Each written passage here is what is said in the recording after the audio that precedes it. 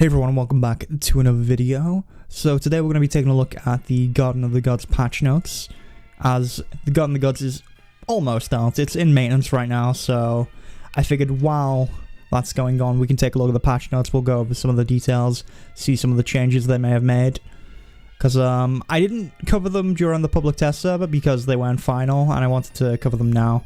Alright, so to start off, they talk about the new zones, which you can access through the Naval World, which is just north of the Hall of Warriors. You will have seen this in the PTS video that I did, but if you haven't, you can go give that a look to see all the different zones in there. I'll probably do some more coverage of the garden after this, but they recommend a gear score of 14k and an ancestral level of 26. I'd actually recommend, I'd say as long as you've got Glorious around gear, it's worth going in because there's something to benefit from being in there, because the scrolls and infusions in there only work on Glorious gear, so anything below that, it's probably not worth going into the garden. So do bear that in mind. Now they talk about how the garden works, and for those of you that don't know, it's a instance off area that is cross-server, so the servers that you'll be up against are rotated, I believe. I believe that's how it works in Korea, so there's some sort of rotation that it works on, and it'll swap out the different servers that you come up against. And this does mean that Noyans on other servers will also come up as reds, so you have to bear that in mind. It's going to be, you know, you could be a Haranian fighting a Haranian in there, just on different servers. Bring a change of clothes, there's not really that interesting. You can't access any of the guild UI and stuff in there, which is a little, I don't know how I feel about that, because you could be in the garden for a while. So that's a little annoying. You also can't use world gates in there to get out. I think you might be able to recall. Maybe not actually, but what you can do is you can use the merchants, and there's like wandering merchants around that sell stones to go to the different gates. So you can always use one of them to get back to a gate, and then you'll leave the gatekeeper's hall, which is sort of this hub area. And then you can come back out the gate and go back into the actual world. But yeah, that's the general gist of how the garden works. Okay, so in the Garden of the Gods, there are 4 more world bosses, not including the new Amphelon. So we've got Kazvia, who is a demon liberated from the depths. I believe he's to the northeast. He's by a tree. He's by like the corrupted looking tree to the northeast, which the name of which is escaping me. Because I think he's the demon-looking guy in the trailer. And then you have Pyrrhus the Impaler, who is found... Okay, it says Celestia here, which I think is the north. But then it says that he can be found galloping through the snowfields once war starts. So... like, he could be around the Shimmering Glade, which is, like, the northeast, I imagine. And then we have Ankarok the Fist, which is, he's found in Elysium somewhere. They don't really give you a good idea of where he is, so I'm not 100%. And then we have Ramsus the Splitter, or Ramsus, who is in a snow biome, so he could be anywhere, because I assume it's snow, because it says infinite snow here. Not entirely sure on the locations of these guys. And then we have a new raid called Distorted Amphelon, which is, it's just another world boss. It's not like a whole raid dungeon. Now, he was called Corrupted Amphelon in the patch. It might have been the Korean patch notes, actually. But he spawns in Delphinid Mirage. So on Saturdays and Sundays at 9 PM UTC. And he'll be there for an hour. Apparently, he has Ancestral level 28 with over 19 million health. And what else do we have here? Single target attacks to cone based, so they're just giving us a general idea, and he makes good use of his Crimson Army. Now, I do recall from the Korean patch notes that they say it was worded funny as if he can actually swap out what he does on certain days, so there might be a few different ways to deal with him. I feel like the ads that spawn will be different each time. They said it would be harder in some way, I do recall. But yeah, if you kill him, there's a chance that he will drop 3 locked gold crates, an unidentified glorious even glow lunar gem, And there was also a new world boss set called the Dread Necromancer set that you can pick up from him, which is very cool. And also the Soul Crystal, I did skip over that, but apparently that's a crafting resource. I'm not sure exactly what for it, but it's apparently very valuable, so there's a chance of getting that. Alright, so moving on to the story quest. We have new main story quest. There's 50 new brand new main story quests. Loose ends, more lore, more instances for ultimate immersion. Like this is something mentioned in the Korean patch notes as well. They'd instanced some of the story quests to be feel more like dungeons. So we'll see that. New world boss and 4 new mini bosses. Interesting. And the Yin's monolith can be unlocked after completing a certain main story quest. So that is I believe it's the middle. It's the one like straight in front of you when you're in the Gatekeeper's Hall. I didn't realize that was locked. That was not locked in the PTS. Maybe it was. Maybe I'm thinking of something else here. But that's interesting, so we'll see how that pans out. I might even do some videos just on the story quest line so we can see how it all plays out. And then also there's a new basic skill called Divine Blessing. And this skill can be obtained by completing chapter 3 of the main story quest within the garden and provides powerful boosts if used within the garden.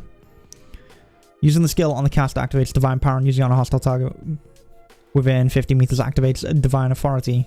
So Divine Power only applies to the caster and increases attack speed by 2,000, then decreases it by 100 per second, decreases cast time by 60%, and then increases it again by 3% per second, then increases move speed by 100, and decreases it by... This is actually really strong, and it lasts 20 seconds, grants immunity to all debuffs as well.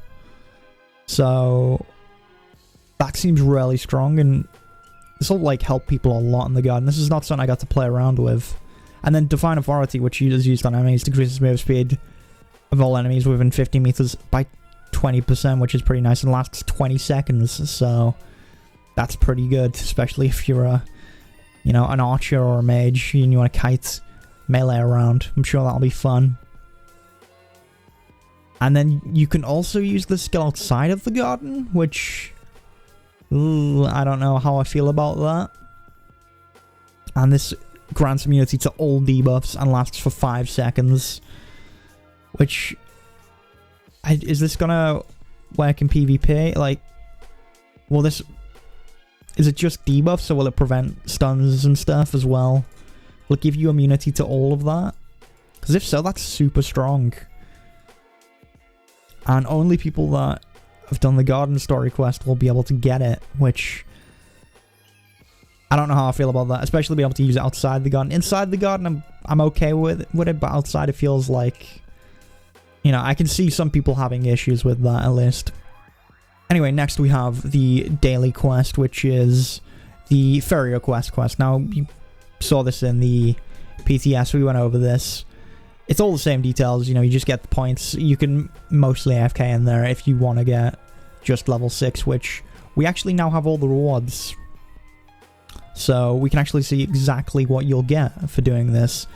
And it turns out rank 12 doesn't give you much more. You only get 10 extra infusions and 10 extra scrolls. Now do note these Haram infusions can only be used on glorious gear. They can't be used on any tier below. This is something someone asked in the comments, and I went back and double checked just to make sure. And yeah, as it turns out, they can only be used on glorious gear, so there's not really any point in getting these unless you have glorious. And then you can get like some lock traits for going further up the tiers. You can get some solar tempers and lunar tempers, which, I mean, they're good. They are nice to have. But if you're playing pretty casually, or you're not a very high gear score, rank 6 is actually really good to settle for, because you're only missing out on you're not missing out on a lot. You're getting enough to try and upgrade your gear each day, so it's really good. Again, it is quite grindy to do that on your own though, as you saw in the public test server video that we did. Here it mentions zone exclusive items. This is it just talking about the new plants and fish, which are all used for, you know, making the potions and the food, which we already talked about. There's the Exalted Haram Guardian gear, which you need the scrolls to actually, from the Ferrier quest to actually get. This is a big issue I do have with this for Unchained, is it's gating off the gear, and I think a lot of people have taken issue with this. Like, if this was any other MMO, like, I've seen some people give the example that, you know, it's just a next piece of content, but the fact is, you can get the Exalted Haram gear, and you can leave the garden with that gear. If it, like, in something like World of Warcraft, the expansion revolves around a whole new area. This expansion doesn't really. You go in to get your gear upgrades, and then you come out. So, I don't know how I feel about this.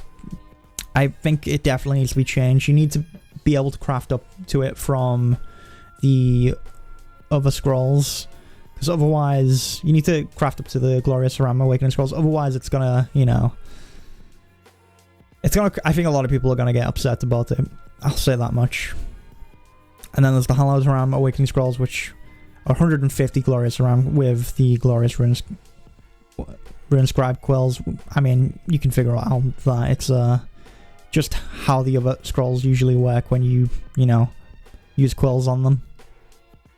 And then there's the Aranor equipment, which you can upgrade by getting the Blessed Aranor Awakening scrolls, which you need to get, like, the flowers around the garden. You need to get a lot of them just to craft the scrolls. You need 100 silver lilies, and these, actually, you've got a low gathering level, and I think they're untradeable as well. So you need to spend a lot of time gathering in the garden if you want to get that, and you want to get your Aranor gear up. Now, the Vivid Archaea mobs can be crafted at the Advanced Workbench for a lot of Sunlight Archaeum Essence, and not as much Starlight Archaeum Essence. So, hey, maybe Sunlight Archaeum Essence will go up in price a little bit. I don't think it will right away, but that's something to bear in mind. Keep hold of your Sunlight Archaeum Essences and your Moonlight Archaeum Essences. Cloaks have also been reworked to make the upgrading process easier, so that's good. Cloak synthesis events. Although the stats from the previous are now going to be combined, the new cloak will only have one stat. The existing stat can be rerolled. Okay, and these changes also apply to Delphin and Ironhide cloaks. So, that'll be interesting. Aranor cloaks can now be crafted and need to be awakened using the Ironhide cloak awakening scrolls. And to craft these, you need 18 Forge metals, 3 Moonlight Archaeum Essences, 1 Implish Moonlight Blessing, and Labor. Okay. So it's just a lot of stuff there, and then we have the new upgraded World Boss gear. So all the World Boss gear now has a second tier, so you can actually get them up. And I don't know where to get these Elite Awakening Scrolls. I don't know if it mentions anywhere. We'll have to have a little look through. But here we get a little look at the Dread Necromancer's actual abilities and what you get from it. And then you have the next stage of it, which is the Nefarious Dread Necromancer, and how that's different. So you can have a good look at both of those. There's a pretty significant difference between them. You're getting like almost double the equip effect on a lot of it. So I mean, the next tier is big. And then you're also seeing the... I've still not even done this world boss. It's the Sharabadis. I don't know how to pronounce it. But yeah, you can see that, and then you can see the Hermit's Plate gear. So I think these are crafted. The scrolls are crafted at the Proven Warrior workbench. I mean, that's what it says there. I assume that's how it's done. It doesn't seem to say anywhere else where you get these Awakening Scrolls. It might be further down. I may have just skipped over it. But yeah, these are all the next tiers of the World Boss gear, so that's very interesting. Alright, so now we have a big one. We have the equipment subtype changes.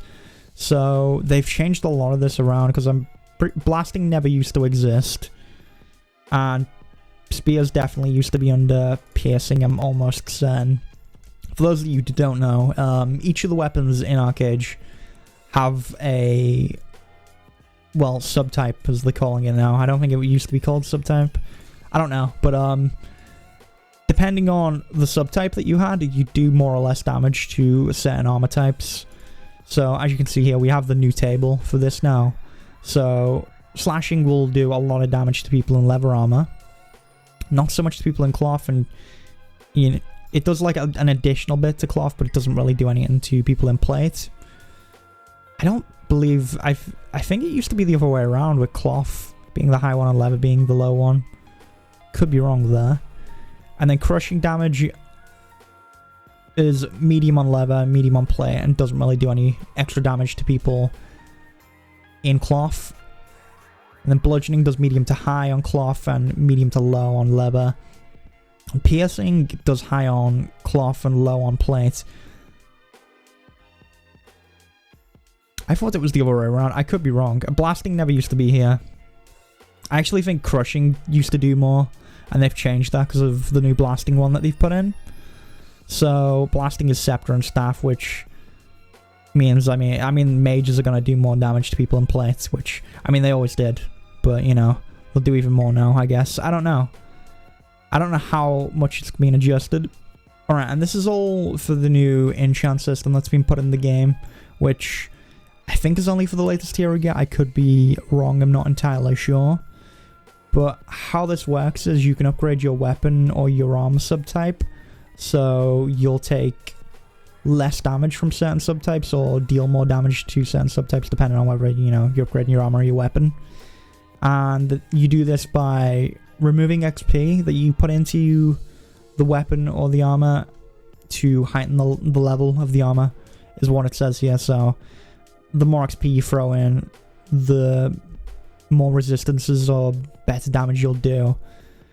And you can go up a maximum of 10 times per weapon for this. So that's interesting.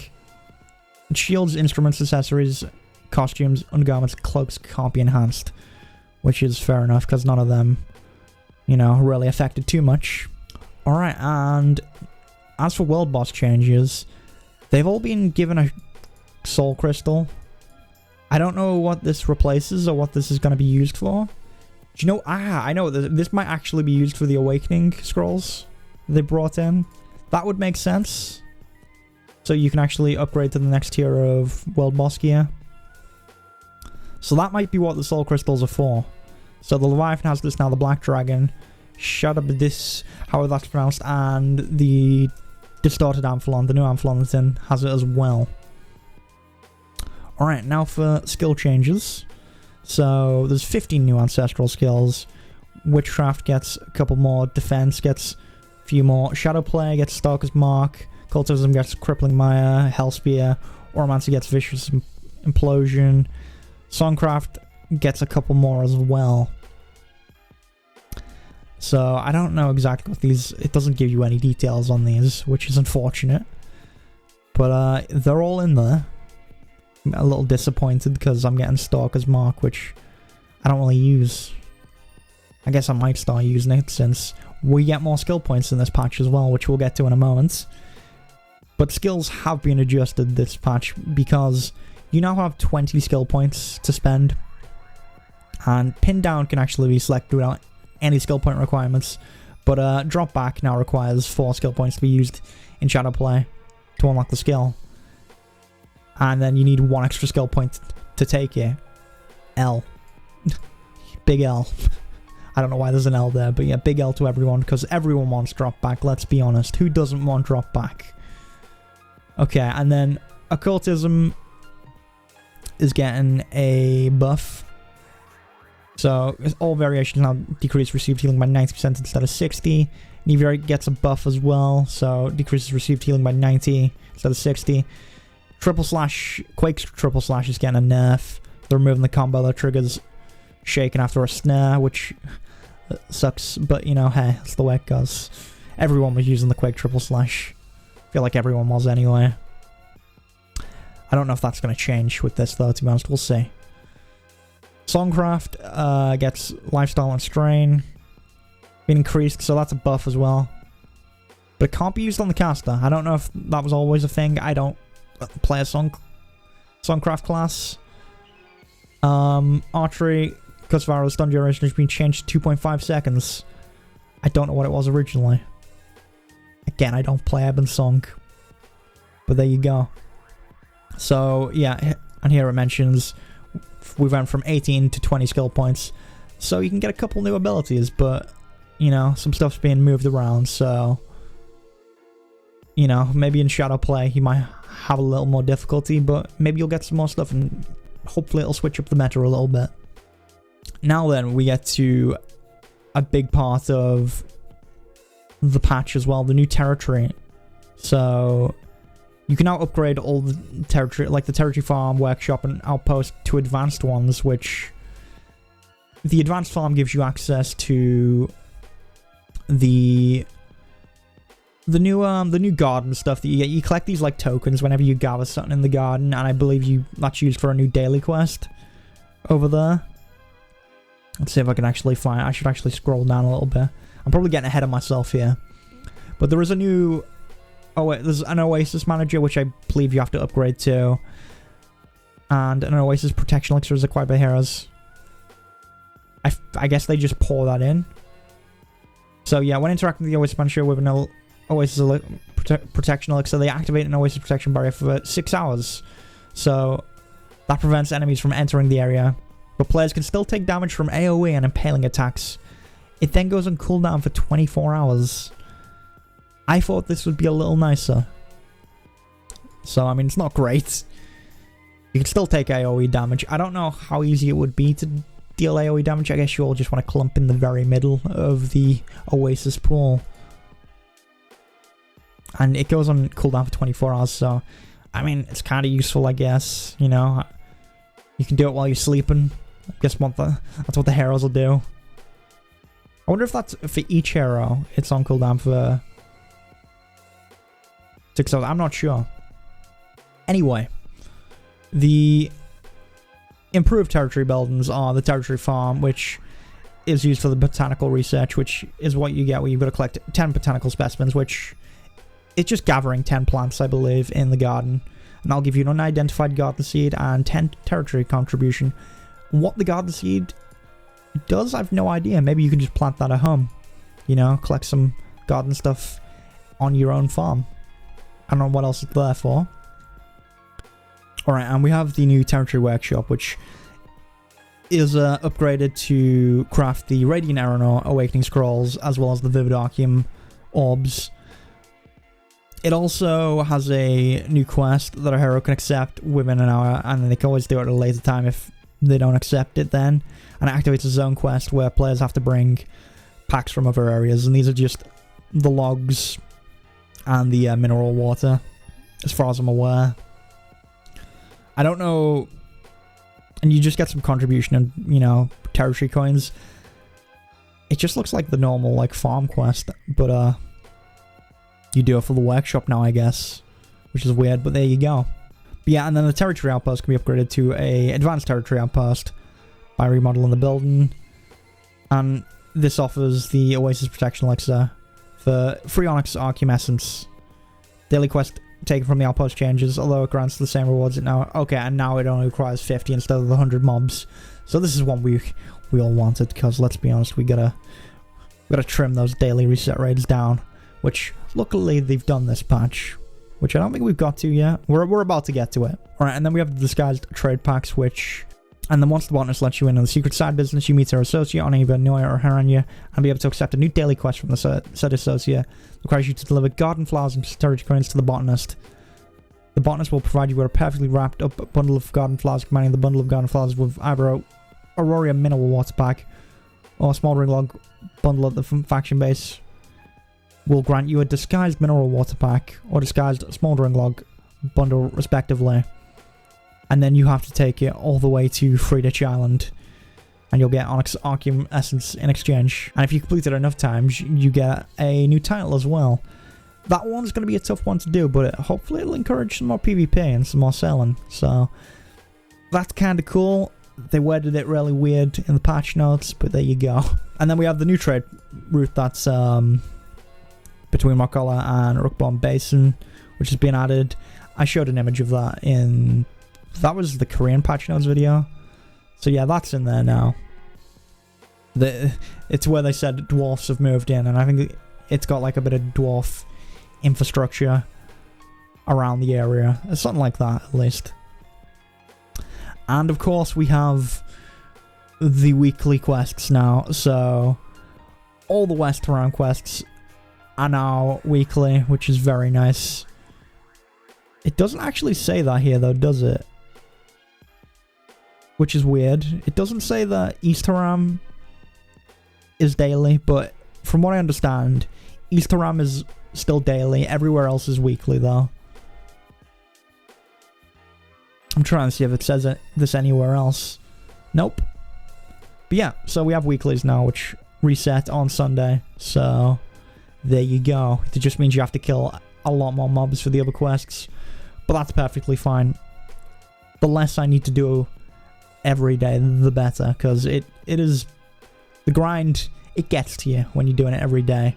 It does really take away from the game, so hopefully it'll feel like less of a chore now. Alright, next it talks about exploration achievements, which grant 50 points towards the explorer's exploration proficiency, and there's new achievements titles related to the garden.